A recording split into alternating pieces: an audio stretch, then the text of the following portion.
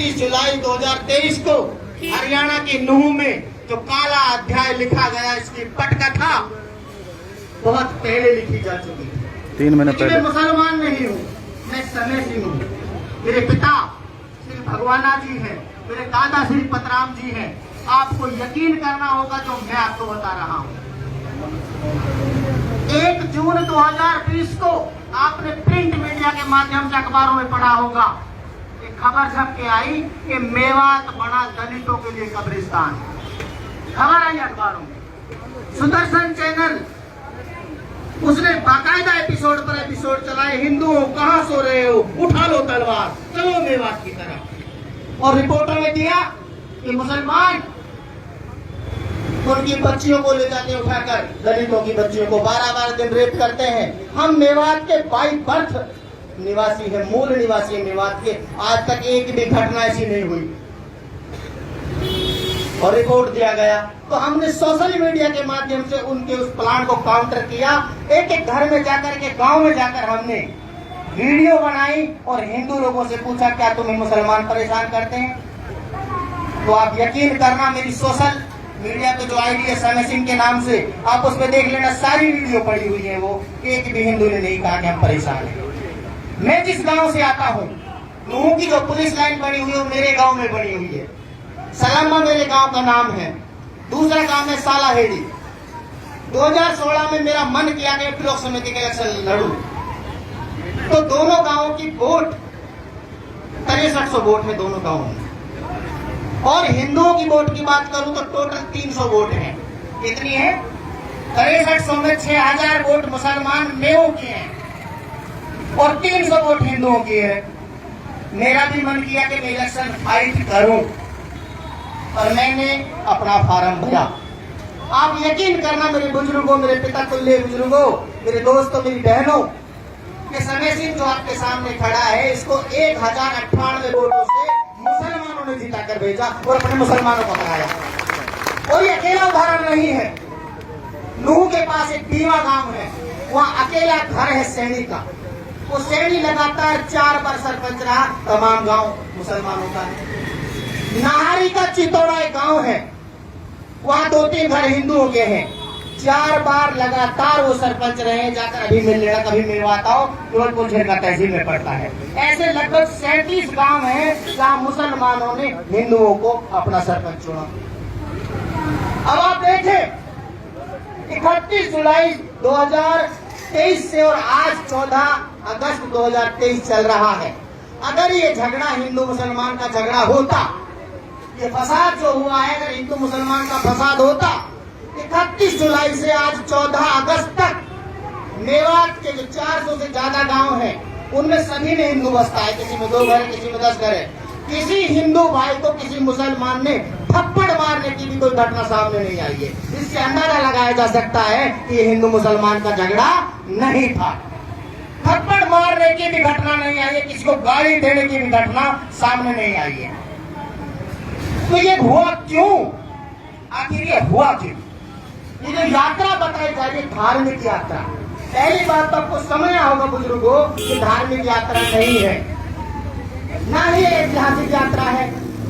ये सिर्फ 3 साल पहले शुरू की गई यात्रा है। और ये यात्रा भारत के किसी भी महंत, तो किसी बड़े मठ का महंत हो, उसके सानिध्य में नहीं निकाली जा रही है, या कोई बड़ा बाबाजी हो, या कोई बड़ा संत हो, उसके सानिध्य में नहीं निकाली जा रही है। धर्मगुरु आप देख सकते हो, जब 3 साल पहले यात्रा शुरू हुई, तो इस यात्रा में शामिल होने वाले हम किसानों के ही बच्चे हैं। आपको समझाना पड़ेगा अपने बच्चों को कि तुम कौन सी यूनिवर्सिटी से ट्रेनिंग ले रहे हो। उन बच्चों के हाथ में ये तलवारें पकड़ा देते हैं और वो बच्चे 2-2 हाथों में तलवार लेकर डीजे पर बैठकर कहते हैं राम राम चिल्लाएंगे तो मुल्ले काटे जाएंगे। मेवात में जाकर, उनके घर में जाकर, उनके घर के सामने डीजे बजाकर अगर कोई ऐसा कहेगा, कब तक बर्दाश्त करेगा कोई आदमी? बहुत सारी वीडियो आप सोशल मीडिया पे देख सकते हैं। और आज जब आप पूरा देश का मेन स्ट्रीम मीडिया आपको लगातार हिंदू मुसलमान, हिंदू मुसलमान, हिंदू मुसलमान और गाय गोबर पर लाकर खड़ा कर दिया है, तो आपको एक बड़ी बात मैं बता रहा हूँ कि मेवात का मुसलमान गाय पैदा नहीं करता है और गाय कोई फल नहीं जाकर तोड़कर काट के खाई जाए।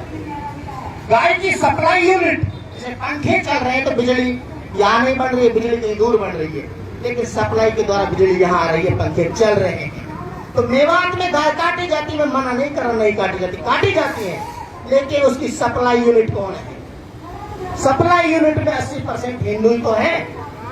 मैं आपको 50-60 मेरे नंबर आप ले लेना, जो भी भाई नंबर लेना चाहे 90 50 87 50 68 ये मेरा नंबर है 9050875068।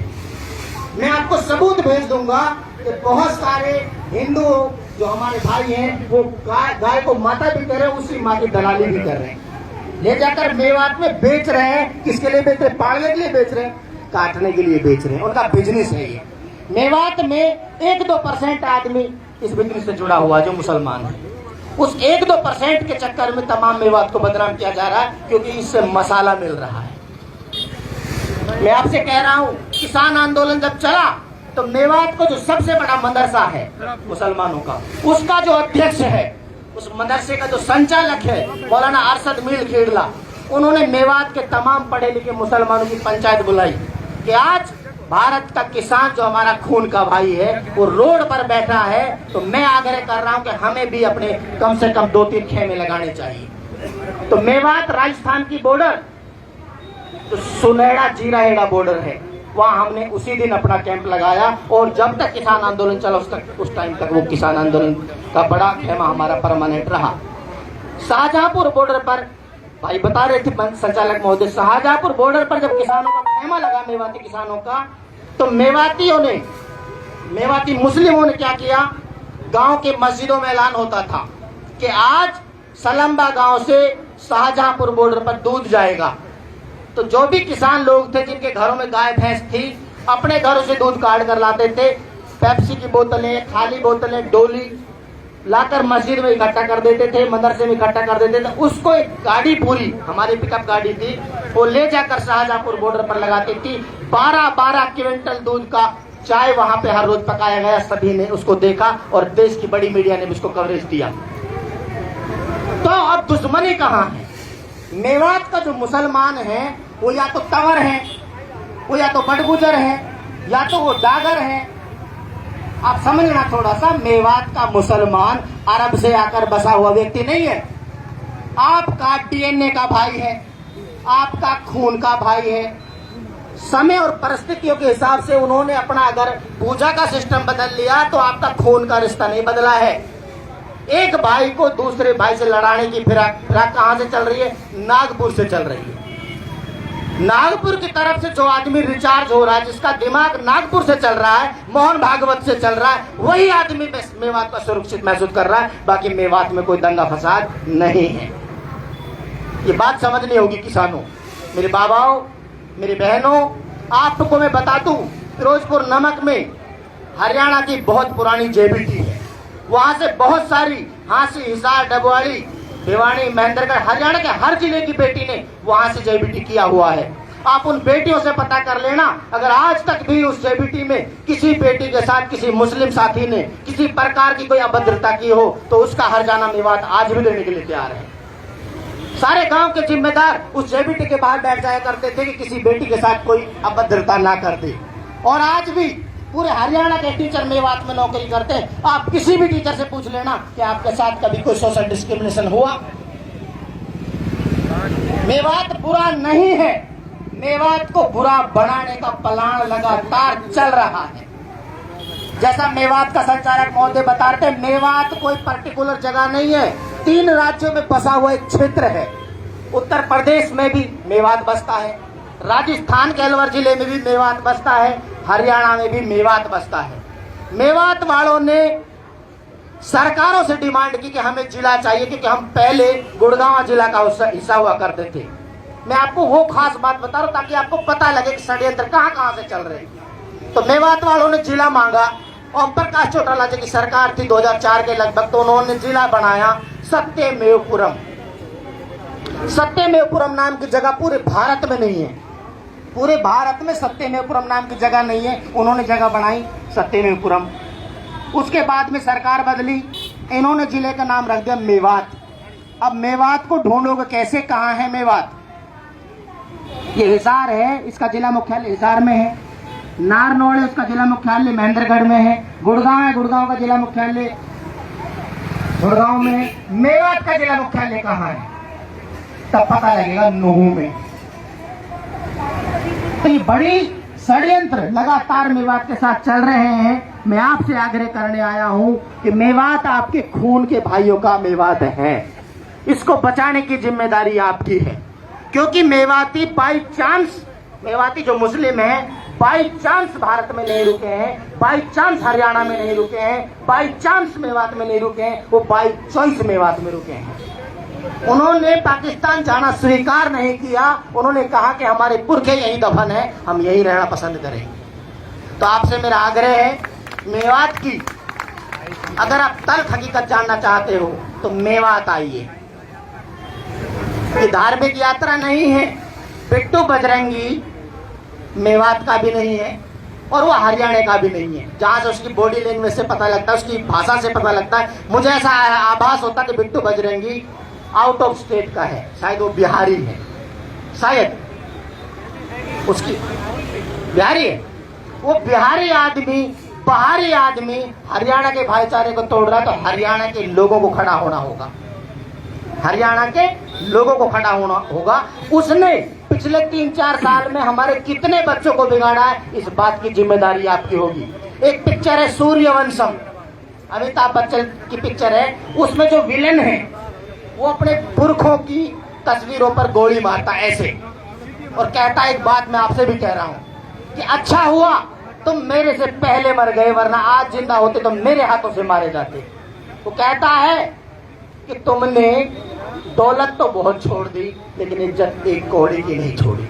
आज मैं आप बुजुर्गों से कह रहा हूं कि आपने हमारे लिए बहुत कुछ किया है, लेकिन अगर आज आपने भाईचारे को नहीं बचाया तो आने वाली नस्लें आपको यकीनन गोली मारने का काम करेंगी। आपकी कब्रों पर, आपकी चिताओं पर वो अच्छी बात पढ़ने की बजाय वो कहेंगे कि हमारे पुरखों के पास वक्त था देश को बचाने का, हमारे पुरखों के पास वक्त था अपने भाईचारे को बचाने का, नहीं बचा पाए। एक छोटी सी ताकत, एक बाहर की ताकत, एक ऐसा विचार तो हमारे बच्चों में लगातार डाला जा रहा है। उनके बच्चे विदेशों में पढ़ रहे हैं, हमारे बच्चे रोड पर बैठकर अपना हक मांग रहे हैं और हक नहीं दे रहे। क्यों नहीं दे रहे? क्योंकि जो सरकार चला रहे उनके बच्चे हैं नहीं, और जो मांग रहे हैं उनके बच्चे हैं। उनके बच्चे अच्छी शिक्षा हासिल करें, इसलिए वो 35-400 पर अड़े हुए हैं। जो सरकार में बैठे उनके बच्चे ही नहीं है। आप समझे ना? तो आपसे मैं आग्रह करता हूं, और भारत मुक्ति मोर्चा का पूर्व स्टेट प्रेसिडेंट होने की हैसियत से मैं तमाम हमारे लिपिक जो भाई हैं, हमारी बहनें, उनको समर्थन देता हूं कि आपके साथ हम तब तक लड़ेंगे जब तक आपका हक ना मिल जाए। और सरकार झुकेगी, सरकार झुकेगी, क्योंकि आपको झुकाना आ गया है। आपके पुरखों ने 3 साल पहले सरकार को झुका दिया। ये तो छोटी सरकार है, हरियाणा की तो वो छोटी सरकार है, आपने तो नेशनल सरकार को झुका दिया। तो इस मौके पर मैं सिर्फ इतना ही कहना चाहता हूं कि मेवात बुरा नहीं है, मेवाती बुरे नहीं है। बुरा तो वो विचार है जो मेवात में परोसा जा रहा है। बुरी तो वो मेनस्ट्रीम मीडिया है जो आपको गलत दिखा रही है। बुरे तो वो लोग हैं जो आप तक सच्चाई को नहीं आने दे रहे हैं। मैं आपसे आग्रह कर रहा हूं कि आप जैसे ही हमारे नूहू में अभी कर्फ्यू की स्थिति है, जैसे ही कर्फ्यू खत्म हो जाए, आप 4, 5, 10 बस अपनी यात्रा लेकर चलिए मेवात की तरफ, और आकर अपने आंखों से देखिए कि मेवात में जो समय सिंह बताकर गया था वही है या गलत है। तो इस मौके पर मैं इतना ही कहना चाहता हूं और एक बात कहकर अपनी बात खत्म करूंगा।